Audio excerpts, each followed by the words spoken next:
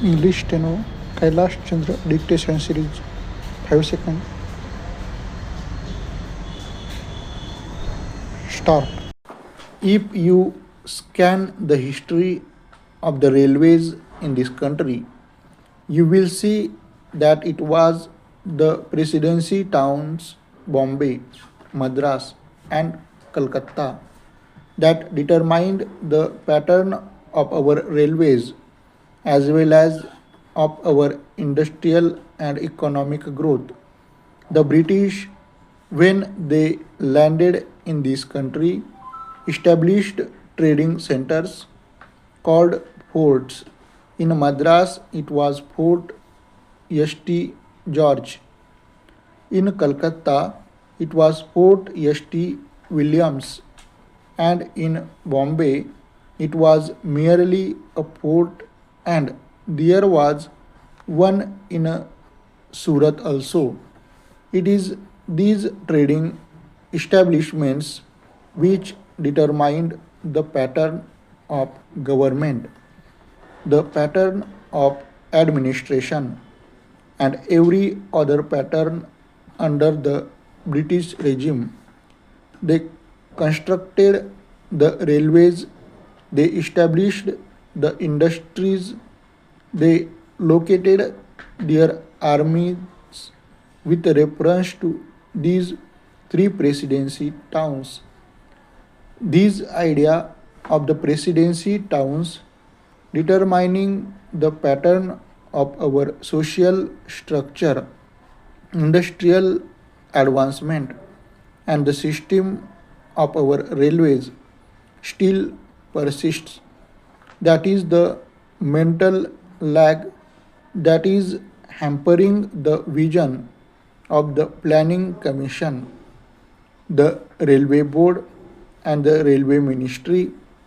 Paragraph. Sir, once I happened to travel from London to Rome by train. Another time I had to travel from Moscow to Leningrad by train. Now, where did I find on the continent of Europe lines of varying birth? It is all a uniform gauge. So, it is in Russia. It may be 6 feet there in America. In every industrially advanced country, you find that the gauge is uniform. This very country which ruled us, namely the United Kingdom, had inside its border a uniform gauge, but they inflicted three systems of gauge on India. They thought that that would perpetuate what is called their domination, or in the negative sense, that it would impede the industrial and economic growth of India. Secondly, it would make India always the customer and purchaser of lines and locomotives and rolling stock from the United Kingdom. In the old days, I am told it is the government which built the broad gauge line, and it is the private companies that took to this meter gauge and the narrow gauge.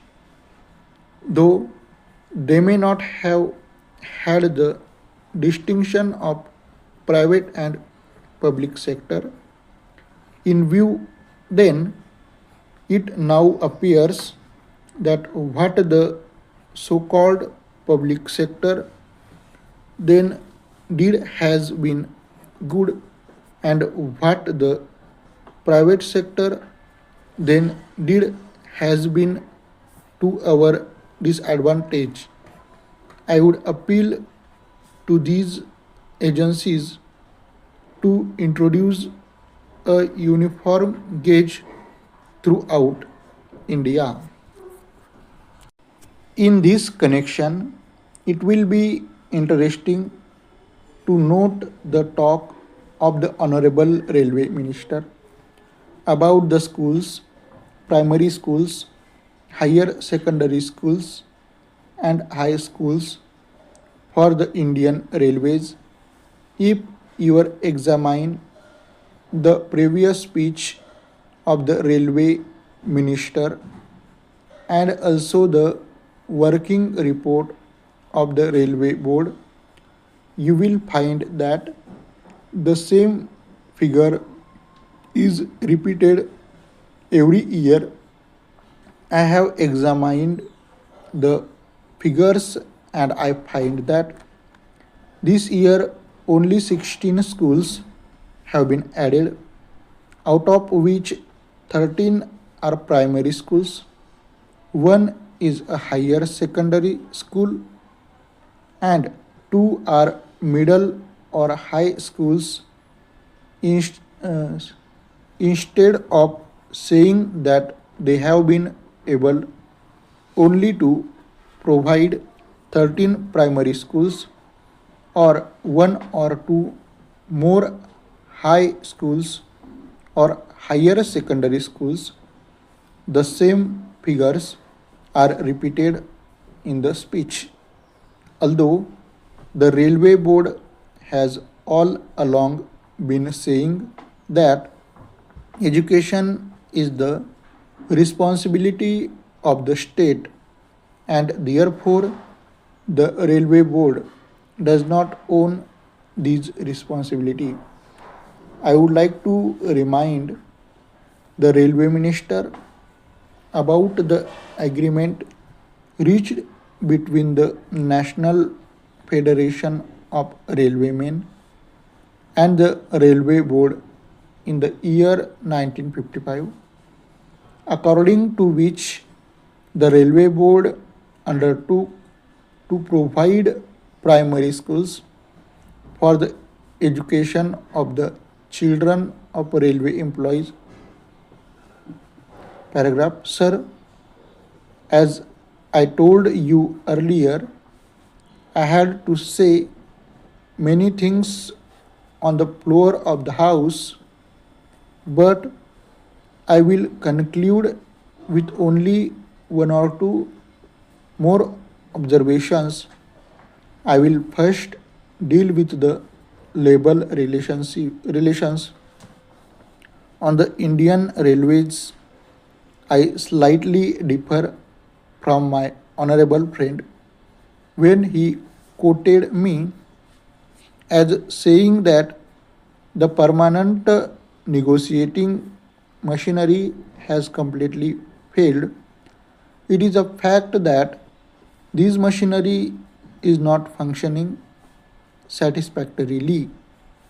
At certain places, it has failed, there is no doubt about it, but I would say in this house, most frankly, that at the board's level, this machinery has been working successfully, but this is not the position so far as the zonal railways are concerned.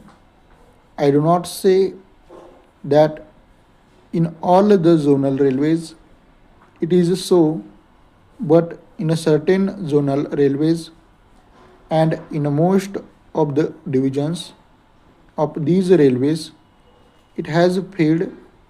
I was expecting that the railway minister would examine the working of this machinery in all the railways. What is the greatest defect in this machinery? This machinery suffers to the extent that at the board level, if there is difference of opinion between the railway board and the railway labor, no arbitration machinery is provided to settle the disputes.